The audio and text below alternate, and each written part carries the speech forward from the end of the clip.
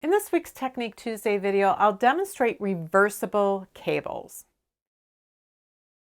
As always, if you'd like to jump right to a specific point in the video, there are direct links down in the description. There are a couple of different ways to create reversible cabled fabric. One way is to do it like the scarf in the photograph I'm showing here.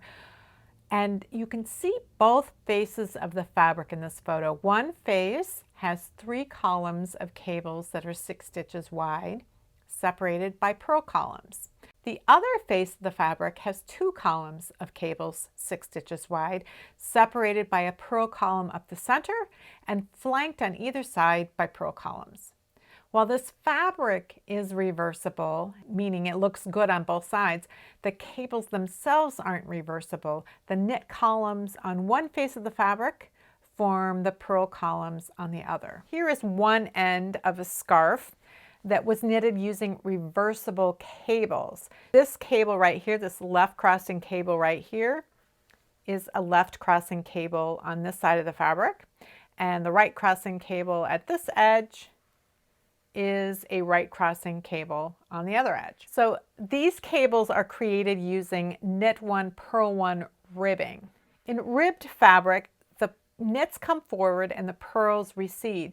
So this cable right here, it looks like I've got 2 knit stitches crossing 2 other knit stitches, but it's actually 4 stitches of knit one, purl one ribbing that are crossing 4 other stitches. So this is actually an 8-stitch cable, but it looks like there's 2 knits crossing 2 knits on this side, and on this side the stitches that you can't see here, the purl stitches that have receded, are what you see on this side. Rather than separating these different cables with columns of purl stitches, they're separated by columns of garter stitch. Crossing a reversible cable is nearly identical to crossing a standard cable. The difference is that the stitches are ribbed rather than worked in stockinette. So I have an 8-stitch cable, so 4 stitches are going to be crossing 4 stitches.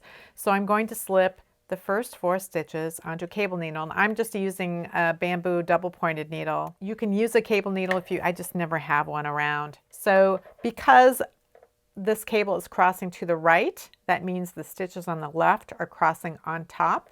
So the stitches held on the cable needle will be held to the back. And just recapture those. So I work the stitches as they present. They are presenting as knit one, purl one, knit one, purl one. So that's how I will work them.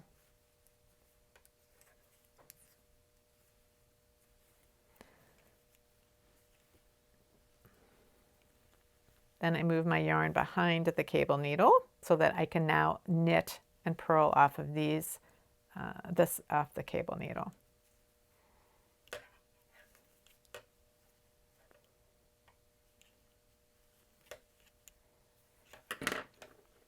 So now I've completed the crossing. Now I have a column of 2 garter stitches that separate these 2 cables. And now I need to cross the left cable. Now you may wonder, well, can you cable without a cable needle?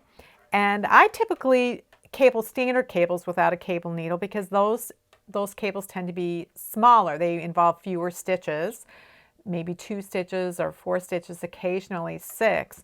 But with reversible cables, because you're using twice as many stitches as you would use for a standard cable that looked like this looks like a 2 stitches crossing 2 stitches, but it's really 4 crossing 4. There's so many more stitches, it's harder to cross that many stitches without a cable needle. The other thing that makes it challenging is that many ways of cabling without a cable needle involve allowing live stitches to pop off the needle temporarily while you reorder them.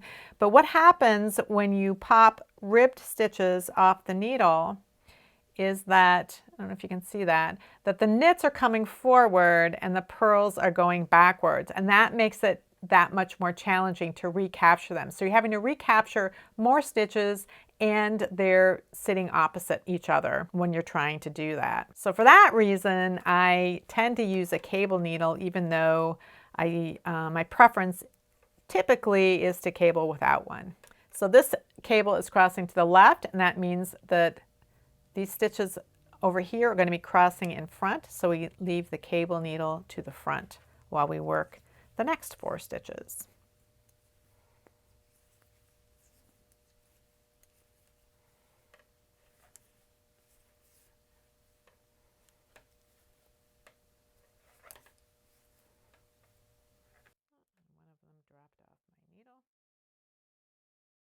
So you may have noticed that the needle size that I'm using for these reversible cables is pretty big, and yet the yarn that I'm using doesn't seem to warrant using needles this big.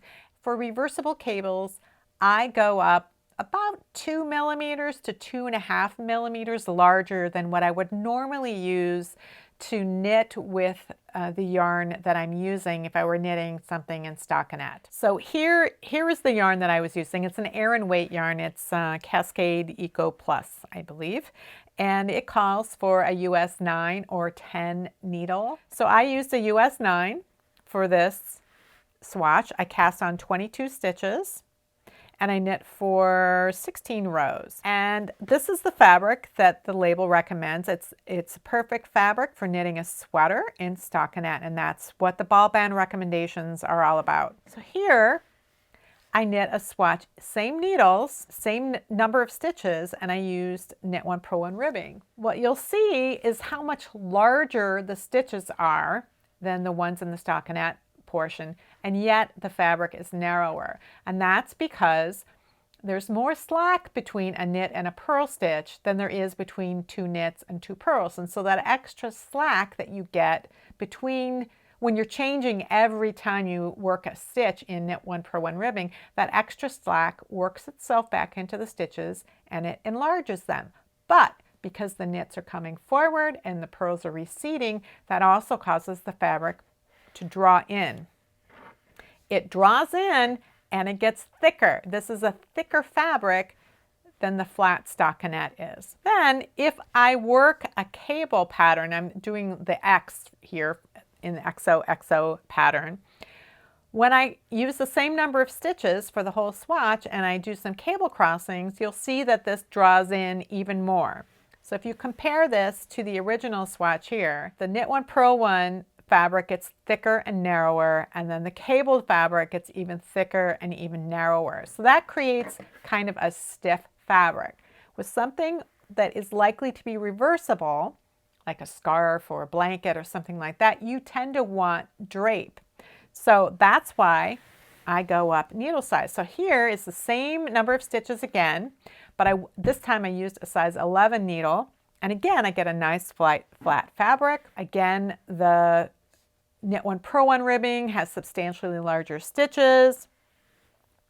And then again, the cabled fabric is substantially thicker and narrower as well. But the other thing I think you'll notice is that when the fabric is cabled, these rib stitches get pulled in more and they look closer in size to the stockinette fabric stitches. Not exactly, but they're smaller than you get in just plain Knit One Purl One ribbing. So for me, I tend to go up 2 millimeters to 2.5 millimeters. So when you're working in a fabric that crosses that big gap in the US needle sizes from 10.5 to 11, if you don't like the 11 and you have access to a 7 millimeter or 7.5 millimeter needle, you might want to use that. One of the things that I want to point out about reversible cables and the fabric that they create is that while each individual rope of a cable is exactly the same on both sides of the fabric, that is, the left crossing cable remains a left crossing cable and the right crossing cable remains a right crossing cable, the fabric itself, the overall appearance of the fabric can look different because of the position of each of the cables relative to the other cables. So at this edge, this right edge here, I've got a right crossing cable.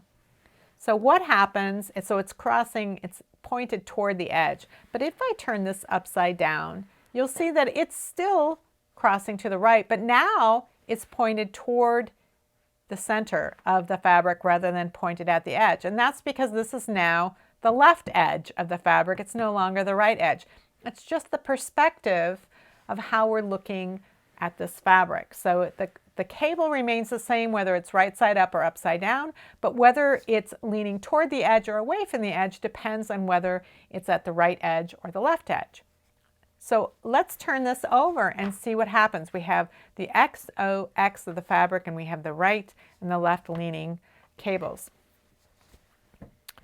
What we have here is we have the cables leaning in, and instead of XOXO, we've got OXO. So here's that little swatch where I just worked an X.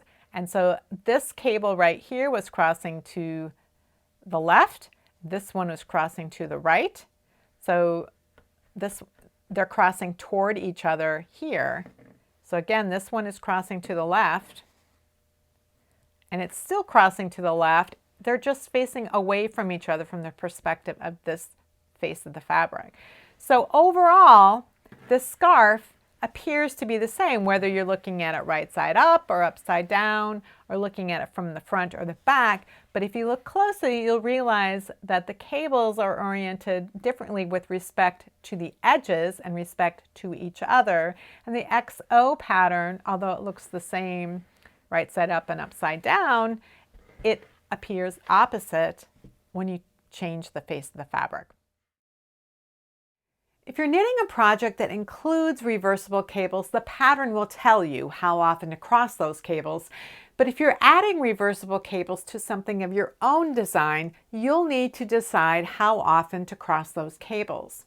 For the 8-stitch reversible cables I demonstrated in today's video, I cross the cables every 6 rows. There's no hard and fast rule for how often to cross cables, but I typically choose a row count somewhere between the number of stitches the reversible cable has and the number of stitches it looks like it has. The 8-stitch reversible cable looks like it's a 4-stitch cable, so I crossed every 6 rows. For a 12-stitch reversible cable, which looks like it has 6 stitches, I might choose to cross every 8 rows or every 10 rows. I would swatch and then decide. There are many ways of creating reversible cables that were not demonstrated in this video, including using other types of ribbing and other types of stitch patterns. In a few weeks, I'll be re-releasing the pattern for the scarf I showed you today.